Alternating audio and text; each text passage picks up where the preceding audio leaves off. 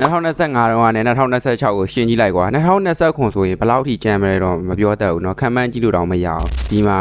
2025တော့ဒီကောင်မလေးနဲ့ကနေတဲ့အဆင့်ရတယ်ဒီ2026မှာကွာစကြည့်တာကိုစကြည့်မိတဲ့အခန်းอ่ะကွာဒီအရမှုသမားအခန်းပေါ့เนาะဆက်ရုပ်တွေရိုင်းနေနဲ့ဟိုလဲတောင်လဲသွားတယ်ကွာလဲပြီးတော့ပြန်ထားလိုက်တဲ့နေရာတွေပါရမ်းမိုက်တာကြည့်ပြီးကြရလားတော့မသိဘူးပထမဆုံးဒီထိုက်ကြီးတွေပါကစားပြရကွာထိုက်ကြီးကစားပြပြီးတော့ဒုတ်တိုင်းတွေချပြရဲဒုတ်ပြီးတော့ဘာတော့နိုင်ချက်ကူတွေချပြရဲကွာနိုင်ချက်ကူချပြီးတော့ဒီအရမှုသမားလာရဲကွာအရမှုသမားတိုင်းကွာတရုတ်ပြည်ရဲ့ signature လို့ပြောရမလို့ဒီတိုင်းအကျင့်နေအောင်ငါတို့ကလေးတော့သိခဲ့ရလေဒီတိုင်းပညာရည်နဲ့စပြီးတရုတ်ကိုသိရကွာအဲ့ဒါကိုကဘာကိုချပြ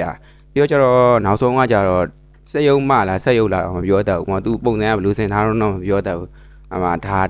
ချလေဒါချပြီးတော့တိုင်းလာပြပြီးတော့ကလေးတွေ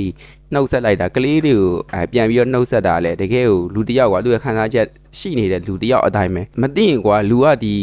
ခန္ဓာကိုယ်စွတ်ပြီးတော့ကနေတဲ့အတိုင်းပဲတကယ်ကိုလူအတိုင်းပဲလူအစ်စ်အတိုင်းပဲစရုပ်မှန်ကိုမသိတာဆိုတော့ဘယ်လိုမြင်လဲမသိဘူး2020ခွန်ရောက်ပြီဆိုတရုတ်ရဲ့နီးပညာဘယ်လောက်ထိကျမ်းမဲ့ထင်လဲပေါ့နော်ကြည့်ပြီးတိုင်းလားမကြည့်ရတဲ့ရင်တွားကြည့်လိုက်ပေါ့